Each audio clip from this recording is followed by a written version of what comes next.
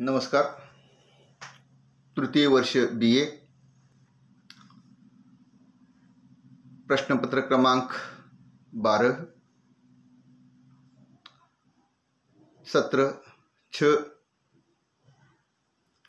कितने प्रश्न अंतिम साक्ष्य उपन्यास की चर्चा या उसकी कथा वस्तु की चर्चा हम कर रहे थे, और कथा वस्तु की चर्चा करते करते हम उसके अंतिम पड़ाव की ओर आ पहुंचे हैं।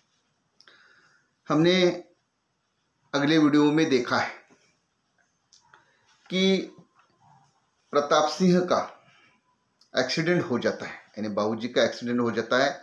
मरने से पहले वे अपने छोटे बेटे विक्की को देखना चाहते थे। इसकी खबर विक्की को मिलती है और विक्की अपने घर वापस आता है। मरने से पहले बाबूजी ने अपने घर का बंटवारा कर दिया था। सुरेश बाबूजी के न रहने के कारण सदा के लिए घर आना नहीं चाहता था और नहीं आता, और विक्की पुरानी यादें उसका पीछा नहीं छोड़ेंगी। इस भय से वह इस घर में रहना नहीं चाहता था। इसलिए विक्की अपने घर को बेचकर या बेचने का निर्णय लेता है और बेच देता है, और मीना मौसी को लेकर सदा के लिए उस घर से अलग होकर नई जिंदगी जीने के लिए नए शहर चला जाता है। यानी यहाँ तक की कथा हमने कल देखी थी।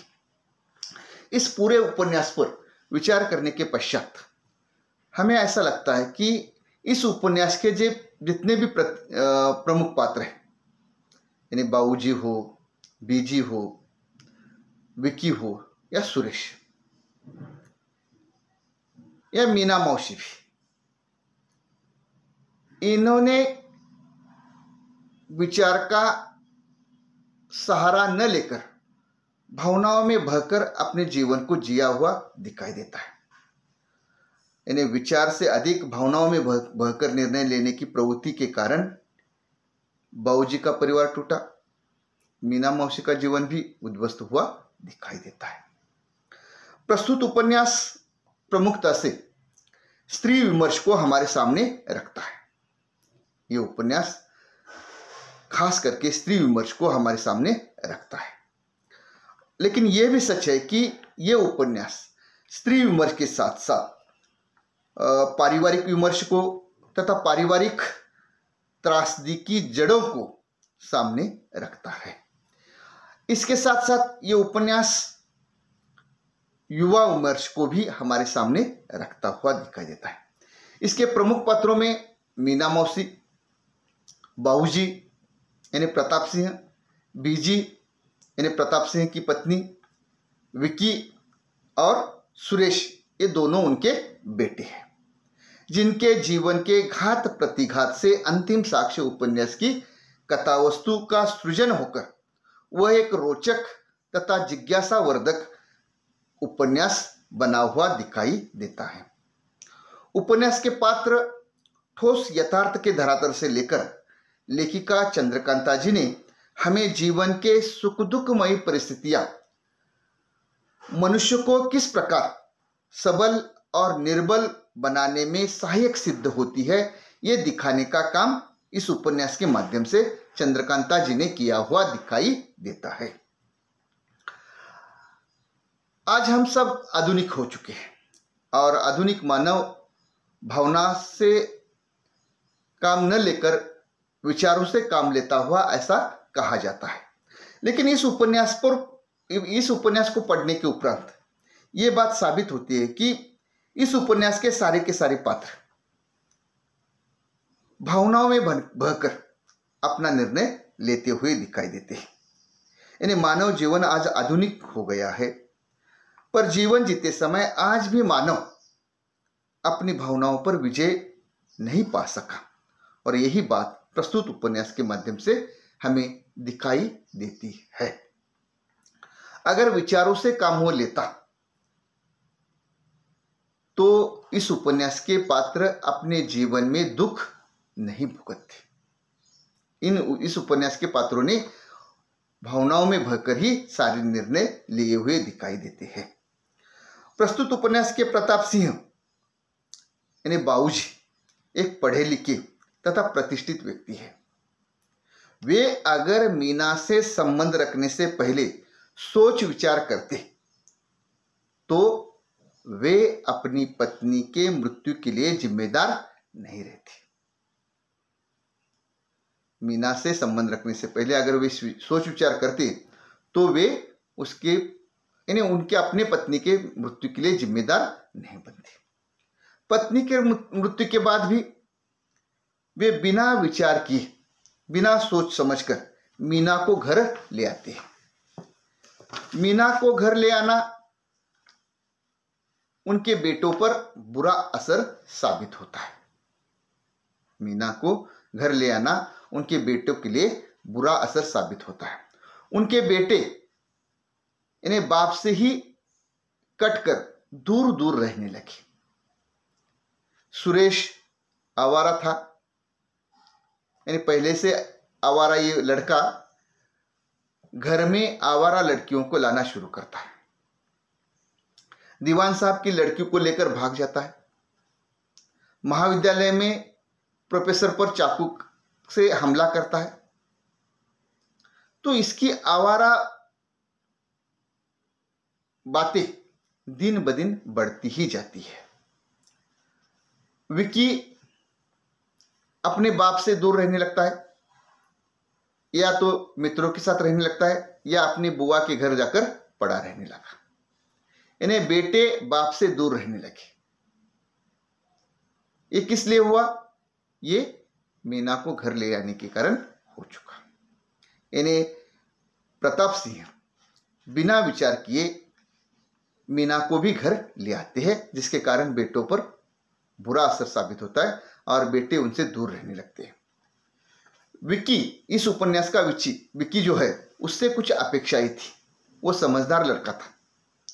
विक्की उच्च शिक्षित है। वह अगर थोड़ा सा समझदार बनता, थोड़ा सा समझदार यानी थोड़ा सा विचार अगर वो करता और अपने बाबूजी को वो समझ लेता, तो भी वह अपने परिवार को टूटकर बिखरने से बचा सकता था। मगर विक्की भी अपने माँ बाप की तरह भावनाओं के वश में बहकर निर्णय लेता है और वह घर से भाग जाता है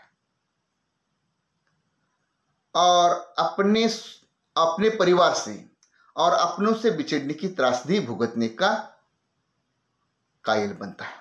यानी परिवार से अपनों से बिछड़ने की त्रासदी वह भुगतता है। नतीजतन उसका अपना परिवार टूटकर बिखर जाता है। यानी विक्की ने भी भावनाओं में बहकर निर्णय लिया, जिसके कारण उसका परिवार टूटकर बिखर जाता है। इस उपन्यास की प्रमुख पात्र मीना है। मीना मौसी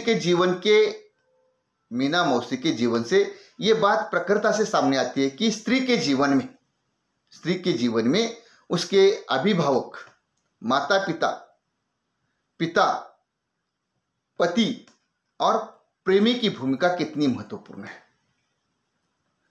मीना को अगर उसके अभिभावक अगर अच्छे मिलते, यानी चाचा चाची, और वे अगर मीना को अपनी सगी संतान की तरह पाल पोसकर बड़ा करते, उसके जीवन संवरने के लिए अगर प्रयास करते, तो मीना की ये दुर्गत नहीं होती। उन्होंने क्या किया? मीना के बोझ से मुक्त होने के लिए पहले एक 50 साल के रंडुए के साथ उसकी शादी करा दी। फिर उस बुढ़े लाला का हृदय परिवर्तित हुआ और वो उसको मीना को वापस भेज देता है। फिर चाची मीना की शादी एक गुंडे जगन से करवा देती है। ये गुंडा जगन उसका पति बनता है और पति तो बन गया, लेकिन उसे कोटे पर भेज देता है। यानी पति की भी भूमिका बहुत महत्वपूर्ण है स्त्री के जीवन में। वो पति नहीं रहता, तो ये दलाल बनता है और उसे कोटे पर भेज देता है। फिर प्रेमी, उसका प्रेमी है प्रताप सिंह। वे भी अगर सोच समझकर मीना से रिश्ता बनाते, इन्हें रिश्ता बनाने से पहले सोचते और बना ही लिया है तो कुछ मर्यादाओं का अगर वे पालन करते, चोरी छुपे इस प्रकार के कह सकते हैं कि हम संबंध अगर वो बना सकते थे, तो भी मीना के जीवन की दुर्गति नहीं होती। प्रताप सिंह ने क्या किया, खुलकर मीना के साथ संबंध रखना शुरू किया और वे उनके पत्नी ने देखे और पत्नी ने देखने के बाद उनका परिवार पूरी तरह से इन्हें टूटकर बिखर गया और परिवार बिखरने की त्रासदी सभी को भुगतनी पड़ी। यानी स्त्री के जीवन में उसके अभिभावक, उसके माता पिता, पति, प्रेमी, इन सब की भूमिका बहुत ही महत्वपूर्ण होती है। अगर सुयोग्य मिलते, ये उसे सुयोग्य मिलते तो उसके जीवन की दुर्गति नहीं होती।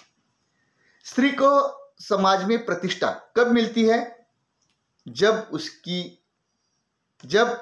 वह किसी की बेटी होती है, जब वह किसी की पत्नी होती है, तभी स्त्री को समाज में प्रतिष्ठा मिलती है।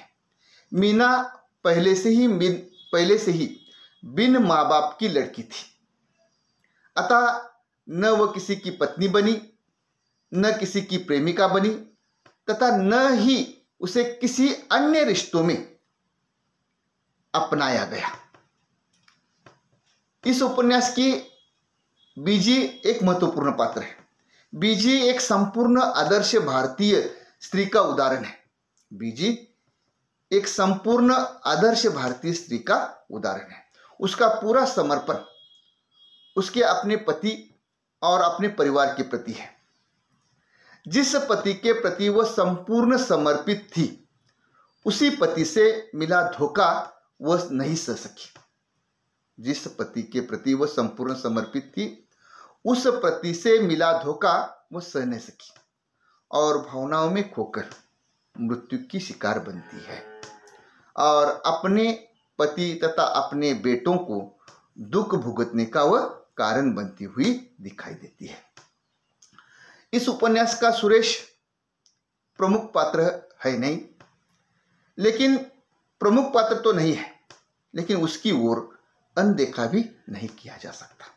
सुरेश एक बिगड़ेल आवारा लड़का है, लेकिन जब उसे घर से बेदखल किया जाता है तो वह अनेक ठोकरें खाकर सुधर जाता है। मगर बाप की मृत्यु की खबर मिलने के बाद भी उसका घर वापस न आना, जिससे उसके मन में घर के प्रति होने वाला उपेक्षा भाव दिखाई देता है। गौण पात्रों में मीना के चाचा चाची, बूढ़ा लाला, जगन, मदन लाल, संगीत शिक्षक आदि पात्रों का समयोचित चित्रण लेखिका चंद्रकांता जी ने इस उपन्यास में किया हुआ दिखाई देता है। अंततः निष्कर्ष रूप में हम कह सकते हैं कि संयुक्त परिवार टूटने के बाद आज के इस परिवेश में एकल परिवार भी सुरक्षित न रहकर वे भी टूटने बिखरने अभिशप्त बने हुए दिखाई देते हैं। प्रस्तुत उपन्यास में एकल परिवार टूटने की त्रासदी को लेखिका ने अभिव्यक्त किया हुआ दिखाई देता है। एकल परिवार में एक दूसरे के प्रति विश्वास की कमी, भरोसे का टूटना तथा भावनाओं में बहकर निर्णय लेने की मनुष्य की प्रवृत्ति के कारण वे टूटकर बिखरने अभिशप्त बने हुए दिखाई देते हैं। समग्र रूप से अगर विचार किया जाए तो प्रस्तुत उपन्यास स्त्री विमर्श की पुरजोर हिमायत करने के साथ साथ परिवार विमर्श को भी अभिव्यक्त करता हुआ दिखाई देता है। ये हो गई अंतिम साक्ष्य उपन्यास की पूरी कथा वस्तु की हमने चर्चा आपके सामने की है।